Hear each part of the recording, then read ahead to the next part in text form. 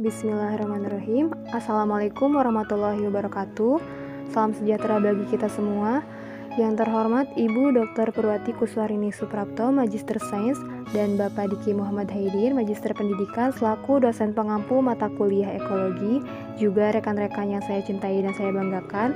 Pada kesempatan kali ini kami dari kelompok 5 dengan anggota yaitu Nurul Fatimah, Nisa Sundari Nurucita, Eli Hermawati, dan Rina Mariani. Kali ini kami akan memaparkan materi mengenai community ekologi. Langsung saja untuk pemaparan materi akan disampaikan oleh rekan-rekan saya. Terima kasih kepada moderator yang telah mempersilahkan saya untuk menyampaikan materi Capstone 16 tentang community struktur. Subbab yang akan dibahas, yang pertama, struktur biologis komunitas ditentukan oleh komposisi spesies. Yang kedua, keanekaragaman spesies ditentukan oleh kekayaan dan kemerataan spesies. Yang ketiga, dominasi dapat didefinisikan oleh sejumlah kriteria. Yang keempat, spesies keystone mempengaruhi struktur komunitas secara tidak proporsional dengan jumlahnya. Yang kelima, jaringan makanan menjelaskan interaksi spesies. Yang keenam, spesies dalam komunitas dapat diklasifikasikan ke dalam grup fungsional. Yang ketujuh, komunitas memiliki ciri-ciri struktur fisik. Yang kedelapan, zonasi adalah perubahan tata ruang dalam struktur komunitas. Yang kesembilan, menentukan batasan antar komunitas seringkali sulit. Yang kesepuluh, dua pandangan kontras dari komunitas. Untuk yang pertama, struktur biologis komunitas ditentukan oleh komposisi spesies, yaitu kumpulan spesies yang ada dan kelimpahan relatifnya. Metode umum untuk memeriksa pola kelimpahan relatif dalam komunitas melibatkan plot kelimpahan relatif setiap spesies terhadap peringkat, di mana peringkat ditentukan oleh urutan spesies dari yang paling melimpah hingga yang paling sedikit. Jadi, spesies yang paling melimpah diplotkan pertama kali di sepanjang sumbu X dengan nilai yang sesuai dengan sumbu Y, menjadi nilai kelimpahan relatifnya. Proses ini dilanjutkan hingga semua spesies dipetakan. Grafik yang dihasilkan disebut diagram rank kelimpahan. Kurva peringkat kelimpahan yang disajikan pada gambar 16.1 menunjukkan bahwa dua komunitas hutan berbeda dalam hal kekayaan spesies dan bagaimana individu-individu dibagi di antara spesies atau kemerataan.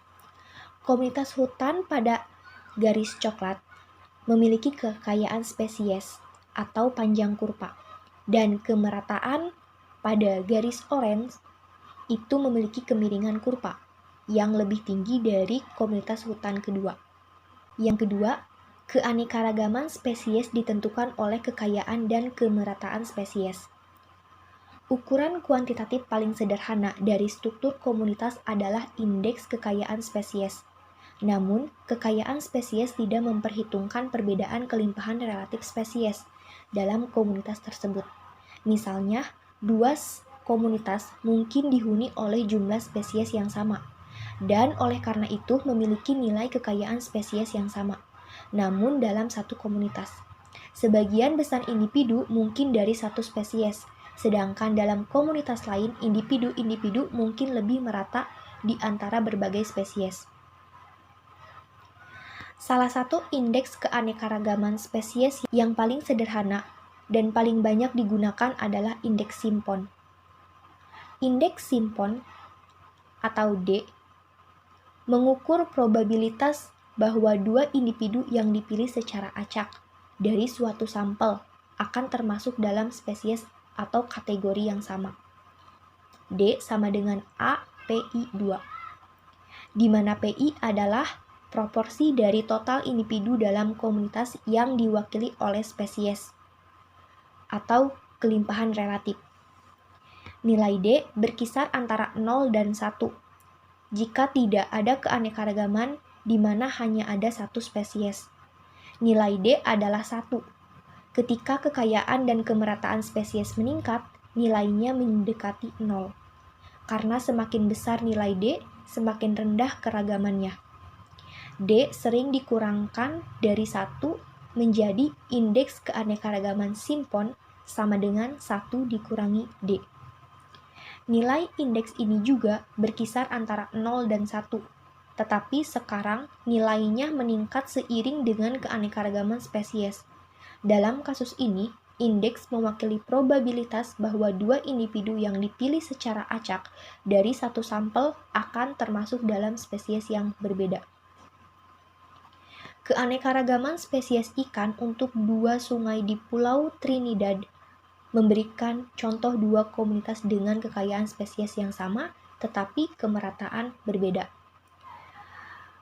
Untuk gambar yang A, kelimpahan dari 8 spesies ikan di Sungai Inis dan Bukit Kucing. Untuk gambar yang B, data yang sama disajikan dalam bentuk kurva peringkatan kelimpahan, kemerataan komunitas ikan Cat Hill River yang lebih tinggi terlihat dari kemiringan yang lebih dangkal dari kurva peringkat kelimpahan. Spesies yang paling melimpah di komunitas Cat River menyumbang 28% dari total individu dibandingkan dengan 76% untuk Sungai Inis. Yang ketiga, dominasi dapat didefinisikan oleh sejumlah kriteria. Dominasi adalah kebalikan dari keragaman. Faktanya, indeks Simpson dasar D sering digunakan sebagai ukuran dominasi. Ingatlah bahwa nilai D berkisar dari 0 hingga 1, di mana 1 mewakili dominasi lengkap, artinya hanya satu spesies yang ada dalam komunitas tersebut. Spesies dominan biasanya didefinisikan secara terpisah untuk kelompok taksonomi atau fungsional organisme yang berbeda dalam komunitas. Misalnya, poplar kuning dalam spesies pohon dominan di kedua komunitas hutan yang baru saja didiskusikan, tetapi kita dapat dengan bijak mengidentifikasi spesies tumbuhan perdu yang dominan di dalam hutan atau spesies burung atau mamalia kecil yang dominan.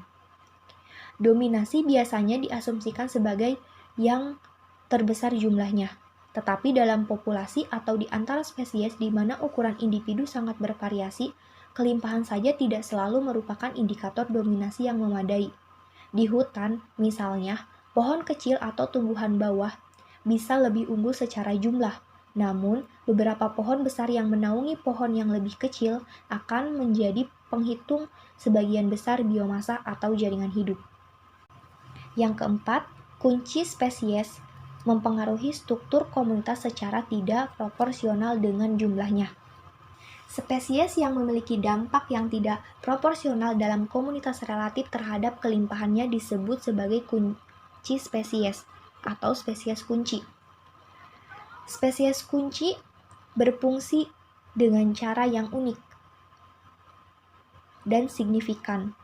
Pengaruhnya terhadap komunitas tidak proporsional dengan kelimpahan numeriknya. Penghapusan mereka memulai perubahan dalam struktur komunitas dan sering mengakibatkan hilangnya keanekaragaman yang signifikan. Peran mereka dalam komunitas mungkin untuk menciptakan atau memodifikasi habitat atau mempengaruhi interaksi di antara spesies lain. Herbivora, batu kunci dalam mengubah komunitas lokal melalui aktivitas makan mereka. Contoh yang sangat baik adalah peran gajah Afrika di komunitas sabana di Afrika bagian selatan. Makanan herbivora ini terutama dari makanan tanaman berkayu. Gajah adalah pemakan perusak yang sering mencabut, merusak, dan menghancurkan semak, pohon yang mereka makan. Gajah berfungsi sebagai spesies kunci di komunitas sabana Afrika. Yang kelima, jaringan makanan menjelaskan interaksi spesies.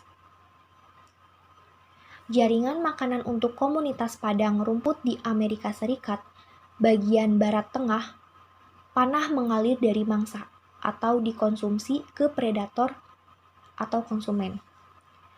Representasi abstrak dari hubungan makan dalam komunitas adalah rantai makanan. Rantai makanan adalah diagram deskriptif serangkaian panah masing-masing menunjuk dari satu spesies ke spesies lainnya, mewakili aliran energi makanan dari mangsa yang dikonsumsi ke predator atau konsumen. Misalnya, belalang memakan rumput, burung pipit berwarna tanah liat memakan belalang, dan elang rawa memakan burung pipit.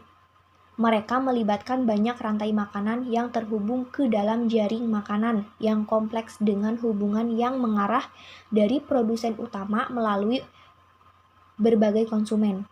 Jaringan makanan seperti itu sangat terjalin dengan keterkaitan yang mewakili interaksi kompleks pemangsa dan mangsa. Yang keenam, spesies dalam komunitas dapat diklasifikasikan ke dalam grup fungsional. Dalam beberapa tahun terakhir, ahli ekologi telah memperluas konsep serikat pekerja untuk mengembangkan pendekatan yang lebih luas dalam mengklasifikasikan spesies berdasarkan fungsi dari taksonomi. Istilah jenis fungsional sekarang umum digunakan untuk mendefinisikan sekelompok spesies berdasarkan tanggapan umum mereka terhadap lingkungan. Karakteristik riwayat hidup atau peran dalam komunitas, misalnya tumbuhan dapat diklasifikasikan ke dalam jenis fungsional berdasarkan jalur fotosintesisnya.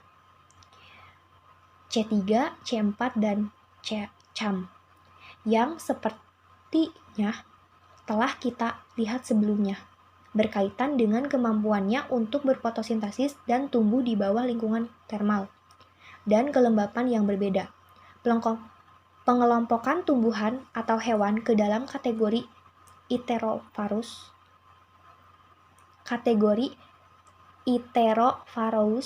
dan Semelparous juga merupakan klasifikasi fungsional berdasarkan waktu usaha reproduksi. Yang ketujuh, komunitas memiliki ciri-ciri struktur fisik. Komunitas tidak hanya dicirikan oleh campuran spesies dan interaksi di antara mereka. Struktur komunitas tidak hanya dicirikan oleh struktur biologisnya, tetapi juga oleh ciri-ciri fisik mereka. Struktur fisik komunitas mencerminkan faktor abiotik, seperti kedalaman dan aliran air di lingkungan perairan. Ini juga mencerminkan faktor biotik seperti pengaturan spasial organisme penghuni, misalnya ukuran dan tinggi pohon serta kepadatan dan distribusi spasial populasinya membantu menentukan atribut fisik komunitas hutan. Bentuk dan struktur komunitas darat ditentukan terutama dari segi vegetasinya. Tanaman mungkin tinggi atau pendek, hijau atau gugur, herba atau berkayu. Ciri-ciri tersebut dapat menggambarkan bentuk pertumbuhan, jadi kita dapat berbicara tentang semak, pohon, dan tumbuhan.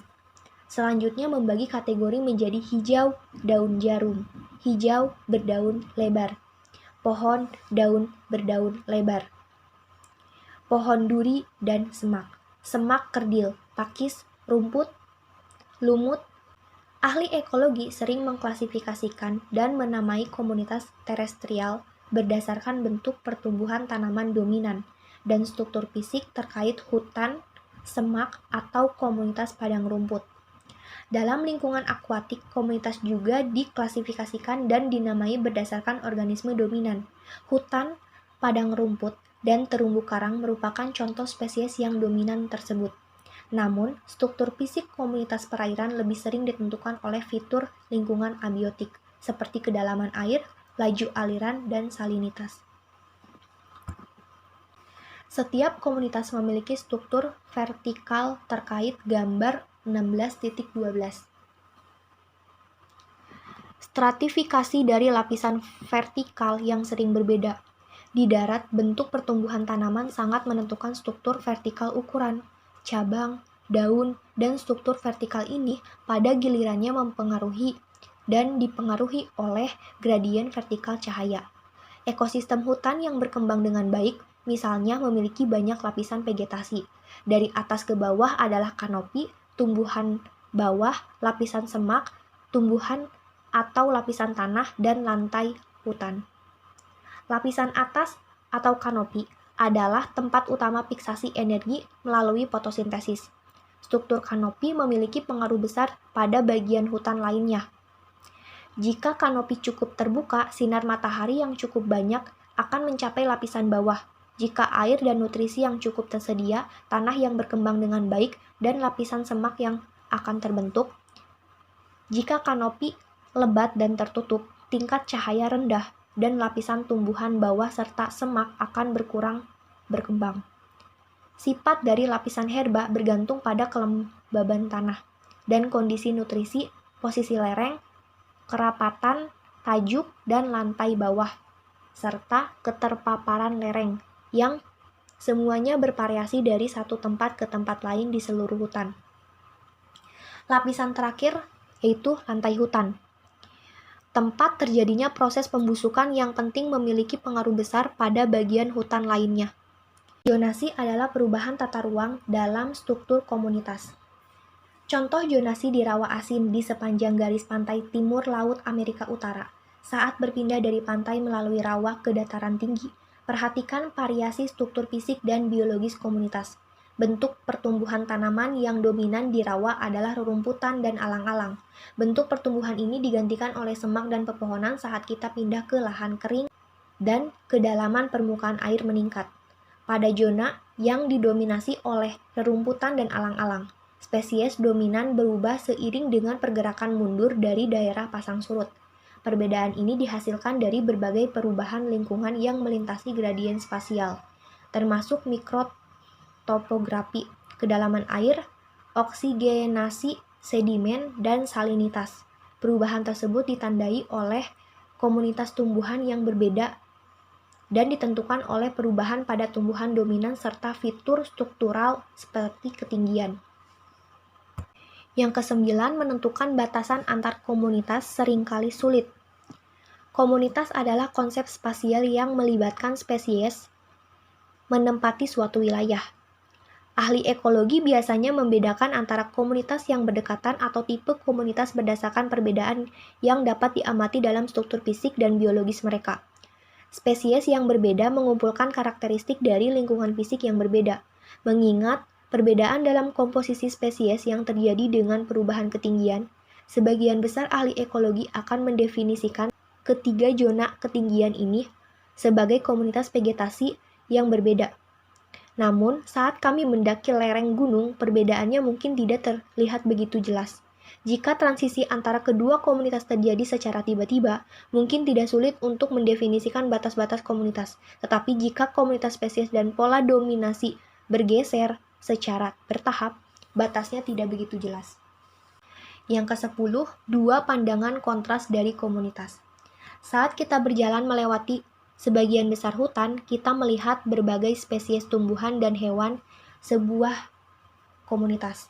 Jika kita berjalan cukup jauh, spesies tumbuhan dan hewan yang dominan berubah. Saat kami berpindah dari puncak bukit ke lembah, struktur komunitasnya berbeda. Tetapi bagaimana jika kita melanjutkan perjalanan ke puncak bukit berikutnya dan ke lembah yang berdekatan? Kami kemungkinan besar akan memperhatikan bahwa meskipun komunitas di puncak bukit dan lembah sangat berbeda, komunitas di kedua puncak bukit atau lembah tersebut sangat mirip. Seperti yang dikatakan oleh seorang ahli botani, mereka menunjukkan komposisi floristik yang relatif konsisten. Pada Kongres Botani Internasional tahun 1910, ahli botani mengadopsi istilah asosiasi untuk menggambarkan fenomena ini. Asosiasi adalah jenis komunitas dengan satu, komposisi spesies yang relatif konsisten, dua, seragam penampilan umum atau fisionomi, dan tiga, distribusi yang merupakan karakteristik habitat tertentu, seperti puncak bukit atau lembah. Kapanpun habitat tertentu atau rangkaian kondisi lingkungan berulang di suatu wilayah tertentu, kelompok spesies yang sama muncul. Terima kasih, cukup sekian materi yang dapat saya sampaikan. Saya kembalikan kepada moderator. Baik, selanjutnya saya akan menjelaskan mengenai faktor yang mempengaruhi struktur komunitas. Yang pertama, relung dan struktur komunitas. Yang kedua, zonasi. Yang ketiga, interaksi difus. Yang keempat, interaksi tidak langsung. Yang kelima, kontrol atas struktur komunitas. Yang keenam, heterogenitas lingkungan. Yang ketujuh, ketersediaan sumber daya. Relung dan struktur komunitas. Kisaran kondisi lingkungan yang dapat ditoleransi oleh suatu spesies menentukan relung fundamentalnya. Batasan pada kemampuan spesies untuk bertahan hidup dan berkembang akan membatasi distribusi dan kelimpahannya pada kisaran kondisi lingkungan tertentu. Spesies berbeda dalam kisaran kondisi yang mereka toleransi. Ketika kondisi lingkungan berubah, baik dalam ruang maupun waktu, kemungkinan distribusi dan kelimpahan spesies yang berubah. Kerangka kerja ini memberikan model nol yang dapat digunakan untuk membandingkan pola komunitas yang diamati.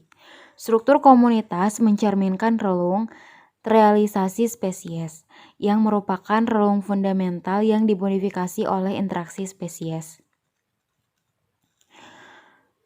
Dari gambar tersebut dapat kita lihat ilustrasi gambar A, contoh hipotesis dari fundamental relung atau respon potensial dengan tidak adanya interaksi spesies dari 4 spesies yang diwakili oleh distribusi dan kelimpahannya sepanjang gradien lingkungan. Kelimpahan relatif mereka di setiap titik di senjang gradien E1, E2, dan E3 memberikan perkiraan pertama struktur komunitas. Gambar B, struktur komunitas aktual pada setiap titik di sepanjang gradien adalah fungsi dari relung realisasi spesies, respon potensial spesies yang dimodifikasi oleh interaksi mereka dengan spesies lain yang ada. Faktor selanjutnya adalah zonasi. Struktur biologis komunitas pertama-tama dibatasi oleh toleransi lingkungan dari spesies atau relung fundamental, yang kemudian dimodifikasi melalui interaksi langsung dan tidak langsung dengan spesies lain atau relung terrealisasi. Saat kita bergerak melintasi lanskap, variasi dalam lingkungan fisik mengubah sifat dari kedua kendala distribusi dan kelimpahan spesies ini, sehingga memunculkan pola zonasi. Ada trade-off umum antara toleransi stres spesies dan kemampuan kompetitifnya sepanjang gradien ketersediaan sumber daya. Pertukaran ini dapat menghasilkan pola zonasi di seluruh landscape di mana terdapat variasi dalam ketersediaan sumber daya. Hubungan antara toleransi, stres, dan kemampuan bersaing lebih rumit sepanjang gradien yang mencangkup faktor sumber daya dan non-sumber daya, seperti suhu, salinitas, atau kedalaman air. Dapat kita lihat pada gambar tersebut, zonasi vertikal dari 2 spesies tertib dominan, Calamus tellus dan Balanus balonides, di lingkungan pasang surut berbatu di pantai Skotlandia. Cetalamus mendominasi zona intermedia atas dan Balanus mendominasi zona bawah. Eksperimen menunjukkan bahwa Balanus dikeluarkan dari zona atas karena ketidakmampuannya untuk mentolerir kekeringan ketika zona atas terpapar saat air surut. Sebaliknya, ketika Balanus secara eksperimental dikeluarkan dari situs dari zona intermedial bawah, Cetalamus mampu bertahan dan tumbuh. Selanjutnya, gambar di samping merupakan tren umum dalam adaptasi tanaman atau karakteristik yang meningkat kesesuaian di sepanjang gradien kelembaban tanah. Untuk spesies yang beradaptasi dengan kelembaban tanah yang rendah atau adaptasi kering, alokasi untuk produksi akar dengan mengorbankan bantuan daun dalam memperoleh air dan mengurangi transpirasi, memungkinkan tanaman untuk bertahan hidup dalam kondisi terik atau toleransi. Untuk spesies yang beradaptasi dengan kelembaban tanah yang tinggi, alokasi ke daun dan batang dengan mengorbankan bantuan akar dalam mencapai tingkat pertumbuhan yang tinggi ketika air sudah tersedia. Dengan demikian, meningkatnya ketersediaan air. Maka, peningkatan keseluruhan dalam hasil pertumbuhan tanaman dalam persaingan untuk mendapatkan cahaya karena beberapa individu mengalahkan yang lain. Pergeseran alokasi ke pertumbuhan tinggi atau batang dan produksi daun meningkatkan laju pertumbuhan dan kemampuan bersaing tanaman. Faktor selanjutnya adalah interaksi difus. Eksperimen meneliti hanya 2 spesies yang berpotensi berinteraksi cenderung meremehkan pentingnya interaksi spesies dalam komunitas, karena interaksi sering tersebar dan melibatkan sejumlah spesies. Dalam persaingan yang menyebar, interaksi langsung antar dua spesies manapun mungkin lemah sehingga sulit untuk menentukan efek spesies tertentu terhadap spesies lain. Akan tetapi, secara kolektif, persaingan mungkin menjadi faktor penting yang membatasi kelimpahan semua spesies yang terlibat. Interaksi menyebar yang melibatkan predasi dan persaingan dapat dilihat pada struktur jaringan makanan. Selanjutnya, gambar di samping merupakan ilustrasi kompetisi menyebar.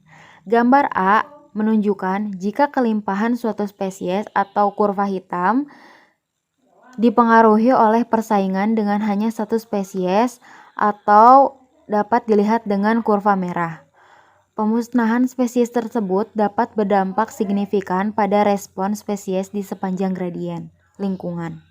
Gambar B menunjukkan ilustrasi jika kelimpahan spesies dipengaruhi oleh sejumlah spesies yang bersaing atau kompetisi menyebar. Pemusnahan satu spesies merah mungkin memiliki efek minimal, tidak signifikan pada respon spesies fokus, atau dapat kita lihat dengan warna hitam. Namun jika semua pesaing disingkirkan, respon yang signifikan dapat diamati. Faktor berikutnya adalah interaksi tidak langsung. Jaring makanan juga menggambarkan interaksi tidak langsung antar spesies dalam komunitas. Interaksi tidak langsung terjadi ketika satu spesies tidak berinteraksi dengan spesies kedua secara langsung, tetapi mempengaruhi spesies ketiga yang berinteraksi langsung dengan spesies kedua. Misalnya, predator dapat meningkatkan kepadatan populasi dari satu atau lebih pesaing yang lebih rendah, dengan mengurangi jumlah pesaing yang lebih unggul yang dimangsa.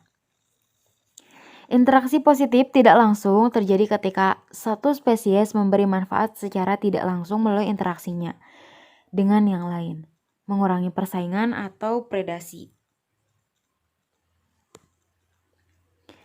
Contoh eksperimen lapangan yang menggambarkan persaingan nyata itu kutu rumput dan kutu jelatang.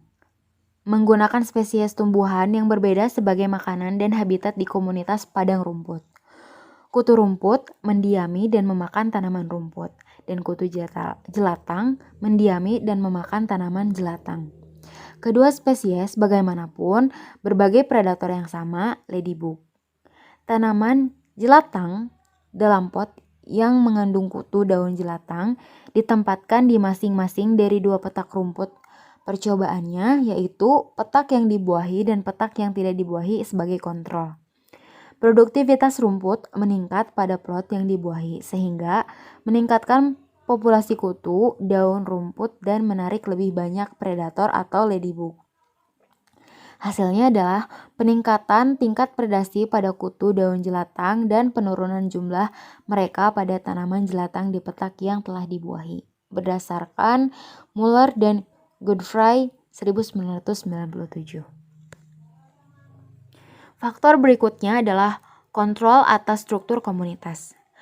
Untuk mengerti peran interaksi spesies dalam struktur komunitas, jaring makanan sering disederhanakan dengan menempatkan spesies ke dalam kelompok fungsional berdasarkan kesamaan mereka dalam menggunakan sumber daya atau peran mereka dalam komunitas. Salah satu klasifikasi fungsional membagi spesies menjadi tingkat trofik berdasarkan kelompok makan umum. Produsen utama, herbivora, karnivora, dan lain-lain. Rantai makanan yang dihasilkan menyarankan kemungkinan kontrol bottom up atau produsen utama dan top down atau karnivora atas pada struktur dan fungsi komunitas. Gambar di samping merupakan contoh sederhana kaskade trofik jaring makanan. Gambar A merupakan jaring makanan yang terdiri dari satu spesies basal atau autotrop, spesies perantara atau herbivora yang memakan spesies basal dan predator puncak. Selanjutnya, gambar B menunjukkan ilustrasi pemusnahan predator puncak menghasilkan peningkatan spesies perantara yang dimangsa. Pada gilirannya, peningkatan spesies perantara mengakibatkan penurunan spesies dasar yang dimangsa. Kebalikannya terjadi jika di atas predator ditambahkan ke komunitas di mana ia tidak ada atau dari B ke A. Faktor berikutnya adalah heterogenitas lingkungan. Kondisi lingkungan tidak homogen dalam komunitas tertentu, dan variasi spesies dalam kondisi lingkungan dalam komunitas dapat berfungsi untuk meningkatkan keanekaragaman dalam mendukung spesies yang lebih luas. Struktur vegetasi memiliki pengaruh yang nyata terhadap keragaman kehidupan hewan dalam komunitas. Struktur vertikal yang meningkat berarti lebih banyak sumber daya dan ruang hidup serta keanekaragaman habitat yang lebih besar. Gambar tersebut menunjukkan hubungan antara keanekaragaman spesies burung dan keanekaragaman ketinggian dedaunan untuk komunitas hutan gugur di Amerika Utara bagian timur. Keanekaragaman tinggi dedaunan adalah ukuran dari struktur vertikal hutan. Semakin banyak jumlah lapisan vertikal vegetasi, semakin besar keanekaragaman jenis burung yang ada di hutan. Faktor berikutnya adalah ketersediaan sumber daya. Berbagai penelitian telah menunjukkan hubungan terbalik antara ketersediaan hara dan keanekaragaman tanaman di masyarakat. Dengan mengurangi tingkat pertumbuhan, ketersediaan hara yang rendah berfungsi untuk mengurangi perpindahan kompetitif. Dengan meningkatnya ketersediaan hara dalam komunitas darat, persaingan bergeser dari bawah tanah atau persaingan simetris ke atas tanah atau persaingan asimetris. Hasil bersihnya adalah peningkatan perpindahan kompetitif dan penurunan keanekaragaman spesies tanaman karena spesies tanaman yang tumbuh lebih cepat dan lebih tinggi mendominasi sumber daya cahaya. Tidak seperti pola yang diamati pada komunitas tumbuhan darat, pemukaan yang menghasilkan peningkatan kekayaan spesies autotrof di komunitas air tawar dan laut. Baik, terima kasih. Selanjutnya, materi yang akan saya bahas yaitu mengenai Community Dynamics atau dinamika komunitas pada chapter 18. Next. Adapun subbab dari chapter 18 ini, yang pertama itu ada struktur komunitas berubah melalui waktu, kemudian yang kedua ada suksesi primer terjadi pada sublapisan yang baru terpapar, yang ketiga ada suksesi sekunder terjadi setelah kekacauan, yang keempat ada penelaahan tentang suksesi memiliki sejarah yang kaya, yang kelima ada suksesi dikaitkan dengan perubahan autogenik dalam kondisi lingkungan, yang keenam ada keanekaragaman spesies berubah selama pergantian generasi, yang ketujuh ada suksesi melibatkan spesies heterotropik, yang kedelapan ada perubahan sistematis dalam struktur komunitas adalah hasil dari perubahan lingkungan allogenik pada berbagai skala waktu. Kemudian yang ke-9 ada struktur komunitas berubah dari waktu geologi. Yang ke-10 ada konsep kunjungan kembali komunitas. Next. Lalu yang pertama, struktur komunitas berubah melalui waktu.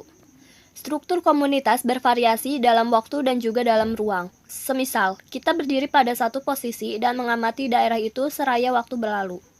Suksesi adalah proses perubahan dalam struktur spesies komunitas ekologi dari waktu ke waktu. Suksesi dalam definisi yang paling umum adalah perubahan duniawi dalam struktur komunitas. Tidak seperti zonasi yang merupakan perubahan spesial dalam struktur komunitas di seluruh landscape, suksesi merujuk pada perubahan dalam struktur komunitas pada lokasi tertentu di landscape sepanjang waktu. Urutan komunitas dari rumput sampai semak sampai hutan menurut sejarah telah disebut sere atau dari seri kata de, dan setiap perubahan adalah tahap seral. Next. Lalu yang kedua ada suksesi primer terjadi pada sublapisan yang baru terpapar. Suksesi utama dimulai di situs-situs yang tidak pernah mendukung suatu komunitas, seperti batu yang muncul dan tebing-tebing, lava ladang, bukit-bukit pasir, dan gletser yang baru ditemukan. Misalnya, perhatikan suksesi utama pada situs yang tidak ramah, sebuah bukit pasir. Pasir, produk dari batu karang yang usang, terbawa oleh angin dan air di mana endapan itu meluas. Karena di sepanjang pantai danau dan lautan dan di pasir tandus di pedalaman, partikel pasir dapat menumpuk panjang, lereng angin kencang yang membentuk bukit-bukit pasir.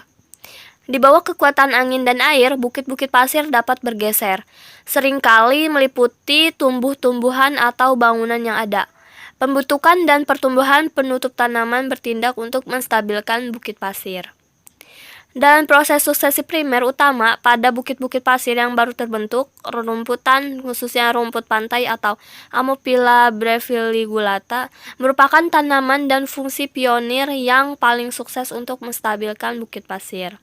Di sini ada contoh gambarnya bukit pasir pesisir di sepanjang Danau Michigan. Next.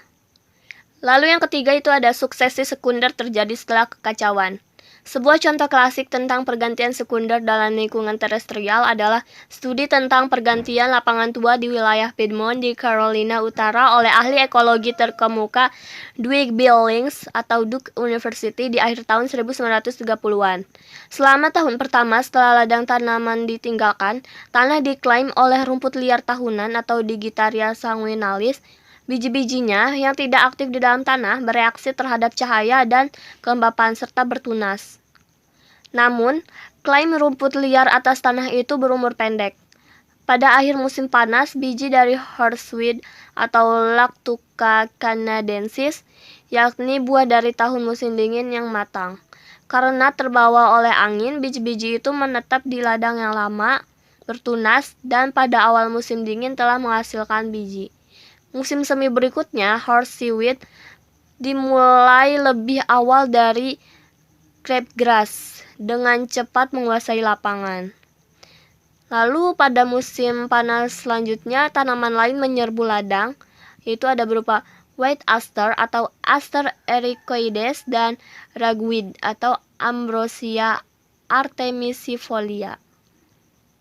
Ya, akhirnya spesies-spesies kayu keras seperti pohon ek dan abu tumbuh melewati pohon-pohon pinus, dan seraya pohon-pohon pinus mati, mereka mengambil alih ladang itu. Next. Lalu yang keempat ada penelaahan tentang suksesi memiliki sejarah yang kaya. Penelitian tentang suksesi telah menjadi fokus penelitian ekologi selama lebih dari seabad. Pada awal abad ke-20, para botanikus. Yang pertama, peringatan dari Denmark dan Henry Cowles di Amerika Serikat secara luas mengembangkan konsep suksesi ekologi. Tahun-tahun berselang telah melihat berbagai hipotesis mencoba untuk mengatasi proses yang mendorong suksesi, yaitu perubahan arah yang tampaknya konsisten dalam komposisi spesies melalui waktu. Lalu ada Frederick Clemens pada tahun 1916 dan 1936 mengembangkan teori tentang pergantian dan dinamika tanaman yang dikenal sebagai hipotesis monoklinaks. Komunitas dipandang sebagai organisme super terintegrasi dan proses suksesi mewakili perkembangan komunitas secara bertahap dan progresif ke tahap klimaks. Proses ini dianggap sebagai analogi dengan pengembangan suatu organisme. Lalu selanjutnya pada tahun 1954 ada Frank Egler yang mengusulkan hipotesis bahwa dia termedinitial floristik. Dalam pandangan Egler, proses suksesi di situs manapun bergantung pada spesies mana yang pertama sampai di sana. Lalu selanjutnya pada tahun 1977, para ekolog Joseph Cornell dari University of California, Santa Barbara dan Rob Slattery dari Australian National University mengusulkan kerangka kerja umum untuk melihat suksesi yang mempertimbangkan berbagai interaksi spesies dan tanggapan melalui suksesi. Mereka menawarkan 3 model, yaitu model yang difasilitasi. Itu menyatakan bahwa spesies-spesies awal yang bergelembung ini mengubah lingkungan sehingga lebih cocok bagi spesies yang akan muncul di masa depan untuk berkembang menjadi dewasa. Kemudian model penghambatan melibatkan interaksi kompetitif yang kuat. Tidak ada spesies yang benar-benar lebih unggul dari yang lain. Spesies pertama yang tiba memiliki situs terhadap semua penyerbu. Ini membuat situs kurang cocok untuk kedua spesies awal dan akhir yang membentang. Selama ia hidup dan berkembang biak, spesies pertama mempertahankan posisinya. Lalu ada model toleransi, yang berpendapat bahwa spesies dalam bidang ini tidak dihambat atau didukung oleh spesies pada tahap-tahap sebelumnya. Lalu selanjutnya itu ada Michelle Houston dari Universitas Texas State dan Thomas Smith dari Universitas Virginia mengusulkan model dinamika komunitas berdasarkan adaptasi tanaman pada gradien lingkungan. Dan ada juga dari ahli ekologi David Tillman dari University of Minnesota mengusulkan suatu model pergantian berdasarkan pada pertukaran karakteristik yang memungkinkan tanaman bersaing untuk sumber daya penting nitrogen dan cahaya yang disebut sebagai hipotesis sumber daya. Next. Lalu yang kelima, ini ada suksesi dikaitkan dengan perubahan autogenik dalam kondisi lingkungan. Perubahan kondisi lingkungan yang membawa perubahan dalam struktur fisik dan biologis komunitas di seluruh landscape bervariasi. Namun, mereka dapat dikelompokkan menjadi dua golongan umum, autogenik dan alogenik. Perubahan lingkungan autogenik merupakan hasil langsung dari kehadiran dan aktivitas organisme dalam komunitas. Selanjutnya yang keenam, ada keanekaragaman spesies berubah selama pergantian generasi. Selain pergeseran dominasi spesies, pola keanekaragaman spesies tanaman berubah selama kursus suksesi. Penelitian tentang suksesi sekunder dalam komunitas selama lapangan telah menunjukkan bahwa keanekaragaman spesies tanaman biasanya meningkat dengan usia situs, yaitu waktu sejak ditinggalkan. Untuk memahami perubahan pola spesies, kekayaan, dan keragaman selama pergantian generasi, kita perlu memahami bagaimana kedua proses ini bervariasi dalam waktu. Penjajahan oleh spesies baru meningkatkan kekayaan spesies lokal. Penggantian spesies biasanya merupakan hasil dari kompetisi atau ketidakmampuan suatu spesies untuk menoleransi perubahan kondisi lingkungan. Pengganti spesies dari waktu ke waktu bertindak untuk mengurangi kekayaan spesies. Next. Lalu yang ketujuh ada suksesi melibatkan spesies heterotropik. Contoh suksesi sejauh ini telah berfokus pada perubahan jasmani dalam komponen autotropik dari komunitas atau suksesi tumbuhan.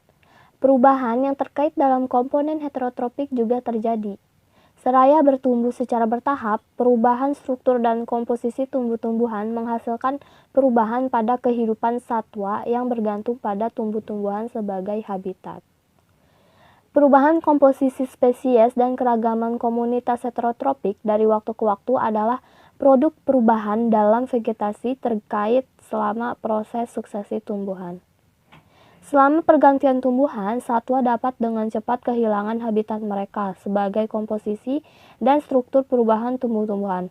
Perubahan dalam komposisi dan struktur vegetasi melalui waktu mengubah ketersediaan habitat dan sumber daya yang tersedia, mengubah susunan spesies binatang yang dapat bertahan hidup, tumbuh, dan berkembang biak dalam komunitas. Next. Yang kedelapan, ada perubahan sistematis dalam struktur komunitas adalah hasil dari perubahan lingkungan alogenik pada berbagai skala waktu. Ya, fokus pada suksesi sejauh ini telah pada pola bergeser struktur komunitas dalam menanggapi perubahan autogenik dalam kondisi lingkungan. Perubahan tersebut terjadi pada skala waktu yang berkaitan dengan penetapan dan pertumbuhan organisme yang membentuk komunitas. Akan tetapi, perubahan lingkungan yang murni bersifat abiotik atau alogenik dapat menghasilkan pola pergantian skala waktu yang berkisar dari hari ke hari hingga 1000 tahun atau lebih. Misalnya, fluktuasi suhu dan curah hujan tahunan mempengaruhi respon relatif pertumbuhan dari berbagai spesies di hutan di komunitas padang rumput, tetapi mereka memiliki sedikit pengaruh pada pola umum suksesi sekunder. Sebagai kontras, pergeseran pada kondisi lingkungan yang terjadi pada periode waktu atau lebih lama daripada jangka hidup organisme kemungkinan besar menghasilkan pergeseran susional dalam dominasi spesies. Misalnya, perubahan suhu musiman, fotoperiode, dan intensitas cahaya menghasilkan suksesi terkenal fitoplankton yang dominan di danau air tawar yang diulangi dengan sangat sedikit variasi setiap tahunnya. Next. Lalu yang kesembilan ada struktur komunitas berubah dari waktu geologi. Sejak kelahirannya sekitar 4,6 miliar tahun yang lalu, bumi telah berubah secara mendalam. Daratan muncul dan pecah menjadi benua. pegunungan terbentuk dan terkikis, laut naik dan turun, dan lembaran es maju untuk menutupi hamparan besar belahan utara dan selatan, dan kemudian mundur. Semua perubahan ini mempengaruhi iklim dan kondisi lingkungan lainnya dari satu wilayah bumi ke wilayah lainnya. Banyak spesies tanaman dan binatang berevolusi, lenyap, dan digantikan oleh yang lain. Seraya kondisi lingkungan berubah, distribusi dan limpahnya spesies tanaman dan binatang pun berlimpah. Catatan tentang tumbuhan dan binatang yang membentuk komunitas masa lalu terkubur sebagai fosil, berupa tulang, exoskeleton, serangga, bagian tanaman, dan serbuk sari. Penelitian tentang distribusi banyak organisme kuno dan hubungan mereka dengan lingkungan adalah paleoekologi. Next. Lalu yang ke-10 ada konsep kunjungan kembali komunitas. Melalui konsep organisasinya, Frederick Clemens memandang komunitas sebagai organisme kuasi yang terdiri dari spesies yang saling bergantung. Sebaliknya, dalam konsepnya yang bersifat individualistis atau kontinum, Gleason melihat komunitas itu sebagai konsep yang sewenang-wenang dan menyatakan bahwa setiap spesies bertindak secara independen terhadap ciri-ciri dasar lingkungan. Cukup sekian materi dari saya. Selanjutnya akan dilanjutkan oleh pemateri yang berikutnya. Terima kasih. Assalamualaikum warahmatullahi wabarakatuh. Saya Rina Mariani. Kali ini saya akan memaparkan materi mengenai dinamika lanskap. Menurut Forman dan Godron pada tahun 1983, dinamika atau perubahan lanskap membahas mengenai perubahan struktur dan fungsi dari mosaik ekologi lanskap seiring dengan perubahan secara spasial maupun temporal, baik karena disebabkan oleh gangguan manusia ataupun karena alam. Fokus ekologi lanskap adalah pada heterogenitas spasial yang mencirikan pola spasial unsur-unsur pembentuk lanskap, menentukan proses yang memunculkan pola tersebut, dan mengkaji bagaimana pola tersebut berubah seiring waktu. Ekologi lanskap adalah studi tentang pola dan proses yang menghubungkan. Kemudian, ekologi lanskap dibedakan oleh fokusnya pada luasan spasial yang lebih luas daripada yang dipelajari secara tradisional dalam ekologi. Ekologi lanskap sering berfokus pada peran manusia dalam menciptakan dan mempengaruhi pola dan proses lanskap. Kemudian, poin pertama yaitu beragam proses yang menimbulkan pola lanskap. Struktur spasial setiap lanskap adalah unik dan dihasilkan dari interaksi berbagai faktor, termasuk abiotik, biotik, gangguan alam, dan aktivitas manusia. Interaksi iklim dan geologi untuk menentukan bentuk lahan, menentukan pola drainase, erosi, dan pengendapan. Iklim, geologi berupa batuan dan mineral, topografi berinteraksi dengan proses biotik sehingga memunculkan pola pembentukan tanah. Nah, faktor abiotik ini mempengaruhi distribusi geografis spesies yang bersama dengan interaksi spesies, menentukan perubahan dalam komposisi spesies dan struktur komunitas di seluruh lanskap. Kemudian, pola komunitas yang berbeda yang kita lihat di lanskap serta spesies yang menghuninya sangat dipengaruhi oleh gangguan alam di masa lalu dan saat ini. Gangguan adalah kejadian yang relatif terpisah seperti kebakaran, angin topan, banjir, suhu yang sangat dingin, atau kekeringan yang mengganggu struktur dan fungsi komunitas. Nah, gangguan ini menciptakan dan dipengaruhi oleh pola lanskap. Sebagai contoh, pada gambar di samping menunjukkan contoh pola lanskap yang diciptakan oleh gangguan alam. Pada gambar A menunjukkan pola mosaik luka bakar setelah kebakaran hutan Rodeo Chediski di Hutan Nasional Apache Sitgriffes, Arizona.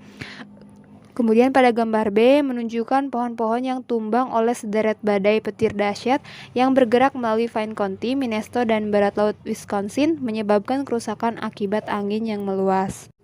Selanjutnya adalah contoh pola lanskap yang dibuat oleh aktivitas hewan. Seperti pada gambar A, menunjukkan bendungan berang-berang kecil setinggi sekitar 2 meter di sepanjang sungai di Pegunungan Rocky. Waduk air di belakang bendungan mengubah aliran sungai. Kemudian pada gambar B, menunjukkan petak-petak kosong di lanskap tundra di sepanjang garis pantai Teluk Hudson. Ini tercipta oleh aktivitas makan angsa salju. Bisa dilihat pertumbuhan tanaman hijau di tempat terbuka yang berpagar. Kemudian pada gambar C menunjukkan petak-petak pohon hidup yang membuat mozaik dalam matriks pohon mati yang telah dibunuh oleh kumbang kulit kayu pinus. Selanjutnya adalah contoh pola lanskap yang dibuat oleh penggunaan lahan oleh manusia. Nah, contohnya itu pada gambar A, itu menunjukkan matriks bidang pertanian yang diselingi petak-petak hutan dan jenis tutupan lahan lainnya. Bisa diperhatikan kontras antara garis lurus yang menentukan batas yang dibuat oleh superior dibandingkan dengan batas alami yang dibuat oleh aliran sungai. Nah, kemudian pada gambar B itu menunjukkan blokir tebang habis di hutan jenis konifera di Amerika Serikat bagian barat yang pemotongannya itu seperti membelah hutan. Poin selanjutnya adalah pola lanskap didefinisikan oleh pengaturan spasial dan konektivitas patch. Lanskap adalah area yang heterogen secara spasial, sebuah mozaik elemen yang disebut patch. Patch merupakan suatu terminologi dasar dalam ekologi lanskap, didefinisikan sebagai sebuah area yang relatif homogen yang berbeda dengan sekelilingnya. Patch merupakan unit dasar dari lanskap yang berubah dan berfluktuasi. Proses perubahan dan fluktuasi ini disebut sebagai dinamika patch. Kemudian, komunitas yang mengelilingi patch membentuk matriksnya. Patch ini berbeda dari lingkungannya. Mereka bervariasi dalam ukuran dan bentuk dan tertanam di dalam matriks patch sekitarnya sering kali dipisahkan oleh batas-batas yang berbeda. Batas adalah tempat di mana tepi suatu patch bertemu dengan tepi patch lain yang berdekatan. Kedekatan patch satu sama lain memengaruhi kemampuan terjadinya interaksi di antara patch. Ini disebut konektivitasnya. Salah satu ciri lanskap yang dapat meningkatkan konektivitas adalah adanya koridor, yaitu jalur yang memfasilitasi pergerakan antar patch. Kemudian, lanskap terdiri dari 3 elemen utama, yaitu patch, batas, dan koridor, dan semuanya tertanam dalam matriks. Patch adalah area dengan tutupan habitat yang kurang lebih homogen dalam kaitannya dengan lingkungan sekitarnya yang disebut matriks. Batas adalah tempat di mana tepi suatu patch bertemu dengan patch atau matriks lain yang berdekatan. Koridor adalah jalur habitat atau tutupan yang mirip dengan patch, yang mereka hubungkan dan meningkatkan konektivitas lanskap. Setiap patch dapat mendukung populasi lokal, dengan penyebaran antar populasi dipengaruhi oleh kedekatan patch dan keberadaan koridor yang memfasilitasi pergerakan atau konektivitas. Nah, lanskap tidak ditentukan oleh ukuran, tetapi ditentukan oleh skala relatif terhadap organisme atau proses yang diinginkan. Dengan demikian, luas spasial atau lanskap mungkin beberapa meter persegi atau beberapa kilometer persegi tergantung pada proses spesifik atau organisme yang dipelajari. Nah, sebagai contoh, pada gambar di samping menunjukkan contoh definisi lanskap berdasarkan organisme atau proses yang diperiksa. Pada gambar A menunjukkan tikus padang rumput Microtus pensylvanicus, menunjukkan lanskap yang ditunjukkan sebagai mozaik petak padang rumput yang tertanam dalam matriks hutan. Kemudian untuk gambar B menunjukkan serangga milkweed Oncofeltus fasciatus yang ditunjukkan pada sisipan pada buah milkweed yang hidup, makan, dan berkembang biak pada individu tanaman milkweed. Setiap area padang rumput berfungsi sebagai lanskap habitat milkweed patch tertanam dalam matriks rumput. Selanjutnya adalah batasan adalah zona transisi yang menawarkan kondisi dan habitat yang beragam. Tempat di mana tepi suatu patch bertemu dengan tepi patch lainnya disebut batas, yang merupakan area kontak, pemisahan atau transisi antar patch. Beberapa batas menunjukkan perubahan tiba-tiba dalam kondisi fisik, seperti topografi, substrat, jenis tanah, atau iklim mikro antar komunitas. Misalnya, batas antara lingkungan darat dan perairan di tepi kolam ditentukan oleh perpotongan tabel air dengan permukaan tanah. Akan tetapi, batas-batas lainnya diakibatkan oleh gangguan alam seperti kebakaran, badai, dan banjir atau dari kegiatan yang berhubungan dengan manusia seperti penebangan kayu, pertanian, dan pembangunan perumahan. Kemudian, jenis batas terdiri dari 4, yaitu ada batas yang sempit, tajam. Batas ini tiba-tiba tercipta di mana tepi dua bidang bertemu. Kemudian, batas lebar yang menciptakan ekoton antara dua patch yang berdekatan. Yang ketiga ada batas berbelit-belit, dan yang keempat ada batas berlubang. Selanjutnya, spesies hewan yang mendiami lingkungan perbatasan biasanya adalah spesies yang membutuhkan 2 atau lebih tipe habitat atau komunitas tumbuhan di dalam wilayah jelajah atau teritori mereka. Karena batas sering mencampurkan elemen dari patch yang berdekatan, struktur dan komposisinya seringkali sangat berbeda dari patch yang berdekatan. Dengan demikian, batas-batas menawarkan habitat unik dengan akses yang relatif mudah ke komunitas yang berdekatan. Nah, fenomena yang disebut efek tepi ini dipengaruhi oleh luasnya batas yang tersedia, yang di dalamnya terdiri dari panjang dan lebar, dan oleh derajat kontras antara komunitas tumbuhan yang berdampingan. Batas yang sempit dan tiba-tiba tampak menarik bagi predator. Nah, tetapi predator sering menggunakan tepi sebagai jalur perjalanan yang meningkatkan tingkat predasi di habitat tepi dibandingkan dengan bagian dalam habitat. Kemudian di sini ada contoh efek tepi. Nah, pada gambar di samping menunjukkan tren kepadatan pasangan perkembangbiakan dari tepi koridor kabel listrik ke hutan yang lebih dalam. Kerapatan total telah dibagi menjadi 3 kelompok fungsional spesies, yaitu spesies tepi, spesies yang biasanya ditemukan menempati lingkungan interior hutan atau disebut spesies hutan dalam, dan spesies yang distribusinya tidak terpengaruh oleh lingkungan tepi dan interior. Bisa diperhatikan peningkatan kepadatan burung di wilayah yang berdekatan dengan tepi hutan. Untuk poin selanjutnya adalah ukuran dan bentuk patch mempengaruhi struktur komunitas. Ukuran patch memiliki pengaruh yang sangat penting pada struktur komunitas, keanekaragaman spesies, dan keberadaan dan ketiadaan spesies. Sebagai aturan umum, patch besar di habitat berisi lebih banyak individu atau ukuran populasi dan spesies atau kekayaan spesies daripada patch kecil. Patch yang lebih besar cenderung berisi variasi topografi dan tanah yang meningkatkan keanekaragaman tumbuhan, baik secara taksonomi maupun struktural, yang pada gilirannya menciptakan beragam habitat untuk spesies hewan. Spesies lain disebut sebagai spesies interior, yang memerlukan karakteristik kondisi di lingkungan habitat interior dan menjauh dari perubahan mendadak yang terkait dengan lingkungan batas. Nah, selanjutnya, pada gambar di samping menunjukkan perubahan dalam struktur vertikal dan horizontal suatu batas melalui waktu. Kemudian, untuk hubungan ukuran patch habitat dengan kondisi tepi dan interior, semua patch habitat dikelilingi oleh tepi. Seperti pada gambar A, menunjukkan asumsi bahwa kedalaman tepi tetap konstan. Rasio tepi terhadap interior menurun seiring dengan bertambahnya ukuran habitat. Ketika patch cukup besar untuk mempertahankan kondisi lembab yang teduh, interior mulai berkembang. Kemudian pada gambar B menunjukkan hubungan umum antara ukuran patch dan luas tepi dan interior. Di bawah titik A, habitatnya adalah semua tepi. Dengan bertambahnya ukuran, luas interior bertambah dan rasio tepi ke interior berkurang. Kemudian pada gambar C menunjukkan hubungan ukuran ke tepi. Ini berlaku untuk patch habitat persegi atau lingkaran. Nah, pulau-pulau hutan yang panjang dan sempit yang lebarnya tidak melebihi kedalaman tepinya adalah komunitas tepi, meskipun luasnya mungkin sama dengan yang terbentuk secara persegi atau lingkaran.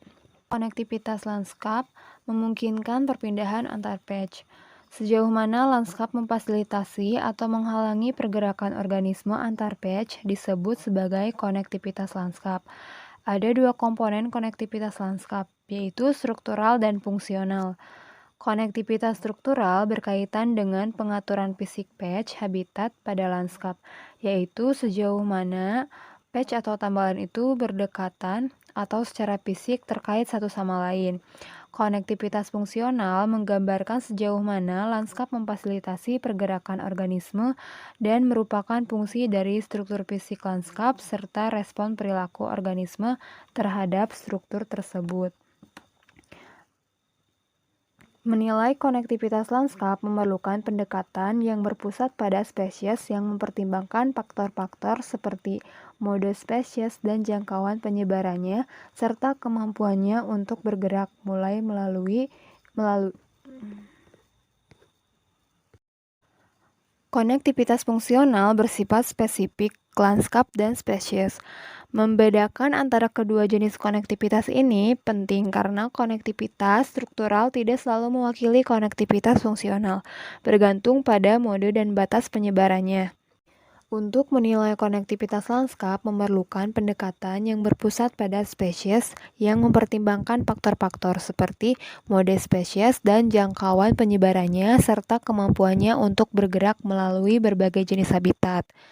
Selanjutnya adalah pengaruh isolasi petak pada kolonisasi spesies tumbuhan dan kekayaan spesies dalam lanskap hutan yang terfragmentasi di Belgia Utara. Pada gambar A, menunjukkan perkiraan kemungkinan terjadinya 4 spesies tumbuhan perdu di suatu patch hutan, target sebagai fungsi dari jarak rata-rata ke 5 populasi sumber terdekat dari spesies tersebut. Kemudian pada gambar B menunjukkan hubungan antara mode penyebaran spesies dan keberhasilan kolonisasi di lanskap yang terfragmentasi. Kemudian pada gambar C menunjukkan hubungan antara kekayaan spesies pada petak hutan suksesi awal. Poin selanjutnya adalah teori biogeografi pulau berlaku untuk petak lanskap. Teori biogeografi pulau pertama kali dikembangkan oleh Robert MacArthur dari Universitas Princeton dan Edward O. Wilson dari Universitas Harvard pada tahun 1963. Mereka memberikan kerangka kerja untuk memahami bagaimana ukuran dan konektivitas dapat berinteraksi untuk mempengaruhi pola kekayaan spesies pada patch di dalam lanskap. Teori ini pertama kali dikembangkan untuk menjelaskan pola kekayaan spesies di pulau-pulau. Penjelajah naturalis dan ahli biogeografi awal mencatat bahwa pulau-pulau besar memiliki lebih banyak spesies daripada pulau-pulau kecil. Meskipun teori biogeografi pulau ini pada awalnya diterapkan pada pulau-pulau samudra, ada banyak jenis pulau lainnya. Puncak gunung, rawa, kolam, bukit pasir, area yang terfragmentasi oleh penggunaan lahan oleh manusia, dan inang individu parasit semuanya adalah habitat pulau. Nah, seperti yang dikatakan oleh Daniel Simberlop dari University of Tennessee, salah satu ahli ekologi pertama yang secara eksperimental menguji prediksi teori ini, mengatakan bahwa setiap patch habitat yang terisolasi dari habitat serupa oleh medan yang berbeda dan relatif tidak ramah yang dilintasi hanya dengan kesulitan oleh organisme patch habitat dapat dianggap sebagai pulau. Nah, sebagai contoh, pada gambar di samping menunjukkan jumlah spesies burung di berbagai pulau di Hindia Timur dalam kaitannya dengan wilayah atau luas pulau yang menunjukkan sumbu X dan Y diplot pada skala log 10. Kemudian, menurut teori biogeografi pulau, tingkat imigrasi menurun seiring dengan meningkatnya kekayaan spesies yang ditunjukkan oleh sumbu X, dan tingkat kepunahan meningkat. Keseimbangan antara tingkat kepunahan dan imigrasi mendefinisikan jumlah equilibrium spesies yang ditunjukkan oleh huruf S di pulau itu.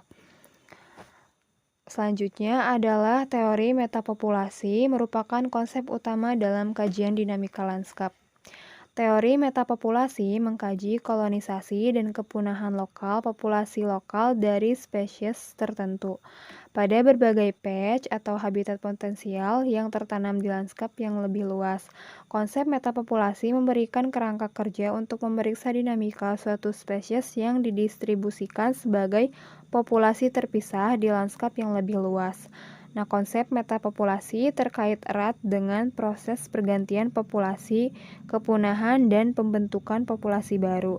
Dan studi tentang dinamika metapopulasi pada dasarnya adalah studi tentang kondisi di mana kedua proses ini berada dalam keseimbangan. Ide mendasar dari persistensi metapopulasi adalah keseimbangan dinamis antara kepunahan populasi lokal dan rekolonisasi patch habitat kosong. Nah, pada tahun 1970, Richard Lepins dari Harvard University mengusulkan model sederhana dari dinamika metapopulasi di mana ukuran metapopulasi ditentukan oleh fraksi patch habitat yang ditunjukkan oleh huruf P pada lanskap yang ditempati pada waktu tertentu yang ditunjukkan oleh huruf T. Oleh karena itu, perubahan fraksi patch habitat yang ditempati oleh populasi lokal sepanjang waktu yang ditunjukkan oleh delta P dan delta T dapat didefinisikan sebagai perbedaan antara laju kolonisasi dan kepunahan. Selanjutnya adalah contoh metapopulasi jangkrik semak di Swedia, Metrioptera bicolor, di mana jangkrik semak ini terletak di selatan Danau Pomsjon yang dikelilingi oleh dua aliran. Nah, pada gambar B menunjukkan petak padang rumput dengan populasi lokal yang tidak punah selama periode penelitian, ditunjukkan dengan warna coklat. Area lain telah ditempati baik sesekali atau tidak sama sekali selama periode survei. Kemudian pada gambar C menunjukkan distribusi frekuensi jarak interpatch antara patch terjajah dan patch tidak terkolonisasi selama periode survei. Pada gambar D menunjukkan distribusi frekuensi area patch dengan populasi yang ada dan patch di mana populasi lokalnya punah selama periode survei. Poin selanjutnya adalah penduduk lokal yang menempati patch di lanskap menentukan metakomunitas. Analisis dinamika metakomunitas melibatkan pemeriksaan proses yang terjadi pada skala lanskap. Secara umum, komunitas terfragmentasi kecil mendukung beberapa spesies di tingkat tropik yang lebih rendah, sedangkan komunitas besar mendukung keanekaragaman spesies yang lebih besar dan tingkat tropik yang lebih tinggi. Kehadiran pesaing di patch habitat dapat membatasi kemampuan suatu spesies untuk berhasil berkoloni atau meningkatkan kemungkinan kepunahannya jika mampu untuk awalnya menjadi mapan di patch tersebut. Nah, perubahan suksesi juga akan mempengaruhi komposisi spesies dari beberapa patch relatif terhadap patch lainnya karena kondisi lingkungan patch berubah seiring waktu. Nah, model dinamika metakomunitas mengkaji bagaimana interaksi spesies mempengaruhi dinamika metapopulasi spesies komponen yang membentuk komunitas lokal. Konfigurasi dan komposisi spesies patch mempengaruhi penyebaran di dalam komunitas metakomunitas. Dan oleh karena itu, proses kolonisasi di antara komunitas lokal. Pada gilirannya, komposisi spesies patch akan menentukan sifat interaksi spesies yang mempengaruhi potensi baru. Selanjutnya adalah contoh pada gambar A menunjukkan distribusi patch habitat yang ditempati padat dan kosong atau terbuka dari kupu-kupu nahkoda Hesperia coma di Inggris Selatan pada tahun 1991 dalam kaitannya dengan area patch dan isolasi dari patch berpenduduk terdekat. Kemudian pada gambar B menunjukkan garis yang memberikan probabilitas 90%, 50%, dan 10% dari hunian. Bisa diperhatikan efek kompensasi dari isolasi dan area patch pada hunian. Poin selanjutnya adalah lanskap merupakan mosaik yang bergeser dari komunitas yang berubah. Mosaik komunitas yang mendefinisikan lanskap terus berubah. Gangguan besar dan kecil sering dan jarang terjadi mengubah struktur biologis dan fisik komunitas yang menyusun lanskap, memberi jalan pada proses suksesi. Pemandangan lanskap ini menunjukkan mosaik bergeser yang terdiri dari patch masing-masing dalam fase perkembangan suksesi. Nah, pada gambar di bawah ini menunjukkan perubahan proporsi keseimbangan patch habitat yang ditempati untuk patch habitat dengan ukuran berbeda dan isolasi. Peningkatan ukuran patch berfungsi untuk menurunkan laju kepunahan dan menambah jarak dari patch tetangga berfungsi untuk menurunkan laju kolonisasi. Herbert Burman dan Jean Likens menggunakan istilah kondisi mapan mosaik bergeser. Nah, istilah kondisi mapan adalah deskripsi statistik dari kumpulan patch dan dengan demikian mengacu pada kondisi rata-rata hutan. Dengan kata lain, mosaik patch yang ditunjukkan pada tidak statis, setiap patch terus berubah. Gangguan menyebabkan patch pada mosaik yang saat ini diklasifikasikan sebagai suksesi terlambat untuk kembali ke suksesi awal. Patch yang saat ini diklasifikasikan sebagai suksesi awal mengalami pergeseran dalam komposisi spesies dan spesies suksesi kemudian mendominasi. Pada gambar di sini menunjukkan representasi konsep pergeseran kondisi mapan mosaik dalam lanskap hutan di mana patch berada dalam berbagai tahap suksesi, yaitu huruf E dilambangkan dengan suksesi awal, huruf M melambangkan suksesi pertengahan, dan huruf L melambangkan suksesi akhir. Nah, karakteristik setiap patch hutan berubah seiring waktu, tetapi properti kolektif patch tersebut relatif konstan dalam kondisi stabil. Sekian presentasi dari saya, dilanjutkan oleh pemateri selanjutnya. Baik, selanjutnya materi yang akan saya bahas yaitu mengenai struktur trofik atau jejaring makanan. Next. Ya, adapun pengertian dari jaring-jaring makanan. Yang pertama ada rantai makanan. Rantai makanan merupakan bagian dari jaring-jaring makanan. Meskipun rantai makanan dan jaring-jaring makanan terlihat sama, namun sedikit berbeda. Rantai makanan adalah serangkaian proses makan dan dimakan antara makhluk hidup berdasar urutan tertentu yang terdapat peran produsen, konsumen, dan dekomposer atau pengurai untuk kelangsungan hidup. Kemudian pengertian jaring-jaring makanan adalah gabungan dari rantai makanan yang saling terhubung dan tumpang tindih dalam suatu ekosistem. Adapun fungsi jaring-jaring makanan. Yang pertama itu menggambarkan interaksi langsung antar spesies yang ada pada ekosistem itu sendiri. Kemudian sebagai penyederhana dalam memahami suatu hubungan antar spesies dan untuk mempelajari kontrol atas ke bawah ataupun kontrol bawah ke atas di dalam suatu struktur atau bentuk komunitas. Next. Lalu selanjutnya ada proses rantai makanan. Proses makan dan dimakan dalam rantai makanan ini berlangsung secara terus-menerus dengan perannya masing-masing, seperti produser, konsumen, dan pengurai atau dekomposer. Berikut penjelasannya. Yang pertama ada produsen. Produsen adalah organisme yang mampu membuat makanannya sendiri, contohnya adalah tumbuhan hijau. Lalu yang kedua itu ada konsumen. Konsumen yaitu makhluk hidup yang bergantung pada makhluk lain karena dia tidak bisa memproduksi makanan sendiri seperti produsen. Konsumen memiliki beberapa tingkatan, diantaranya ada konsumen primer, sekunder, dan tersier. Konsumen pertama atau primer. Konsumen satu merupakan pemakan produsen atau tumbuhan dan biasanya disebut dengan konsumen herbivora. Contohnya seperti sapi, kelinci, kerbau, dan lain-lain. Kemudian untuk konsumen sekunder, itu organisme yang sumber makanannya dari tingkat trofik sebelumnya atau trofik 2. Tingkatan ini diisi oleh hewan-hewan karnivora yang masih bisa dimangsa oleh hewan lain. Contohnya adalah tikus. Kemudian ada konsumen tersier, yaitu konsumen ini merupakan pemakan konsumen kedua dan seterusnya hingga konsumen yang terakhir yang disebut dengan konsumen puncak. Biasanya konsumen puncak merupakan hewan yang tidak bisa dimakan oleh hewan lainnya. Contohnya itu ada singa, buaya, dan elang. Lalu selanjutnya ini ada dekomposer atau pengurai. Pengurai adalah organisme terakhir dalam rantai makanan. Karena pengurai merupakan organisme yang mampu mengubah zat organik menjadi zat anorganik. Pengurai mengurai bangkai atau tumbuhan yang sudah mati lalu mengembalikan nutrisinya ke dalam tanah yang akan digunakan tanaman untuk berfotosintesis. Disinilah siklus dari rantai makanan dimulai lagi. Contoh pengurai yaitu jamur dan bakteri pengurai. Cukup sekian materi yang dapat saya sampaikan. Lalu akan dilanjutkan oleh pemateri berikutnya. Terima kasih.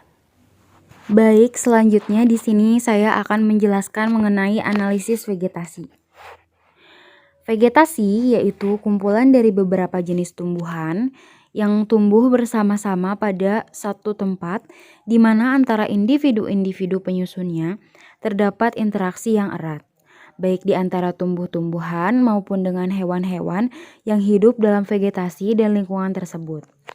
Vegetasi tidak hanya kumpulan dari individu-individu tumbuhan, melainkan membentuk suatu kesatuan di mana individu-individunya saling tergantung satu sama lain, yang disebut sebagai suatu komunitas tumbuh-tumbuhan.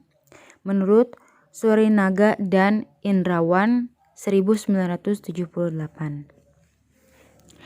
Analisis vegetasi adalah cara mempelajari susunan atau komposisi jenis dan bentuk atau struktur vegetasi atau masyarakat tumbuh-tumbuhan untuk suatu kondisi hutan yang luas.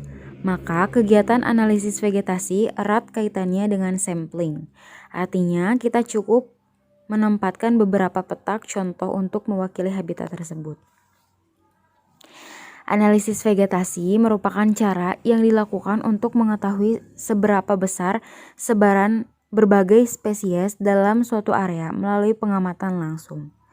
Implementasi di lapangan dalam membuat analisis vegetasi dapat dilakukan dengan membuat plot dan mengamati morfologi, serta identifikasi vegetasi yang ada.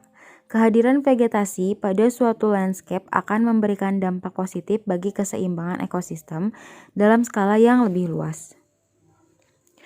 Unsur struktur vegetasi adalah bentuk pertumbuhan, stratifikasi, dan penutupan tajuk. Untuk keperluan analisis vegetasi, diperlukan data-data jenis, diameter, dan tinggi untuk menentukan indeks nilai penting dari penyusun komunitas hutan tersebut. Implementasi analisis vegetasi dapat diperoleh informasi kuantitatif tentang struktur dan komposisi suatu komunitas tumbuhan. Sekian pemaparan dari kelompok kami. Mudah-mudahan apa yang sudah kami sampaikan bisa bermanfaat untuk rekan-rekan semua. Kemudian apabila ada yang ditanyakan, rekan-rekan bisa menghubungi salah satu anggota dari kelompok 5. Terima kasih atas perhatiannya. Wassalamualaikum warahmatullahi wabarakatuh.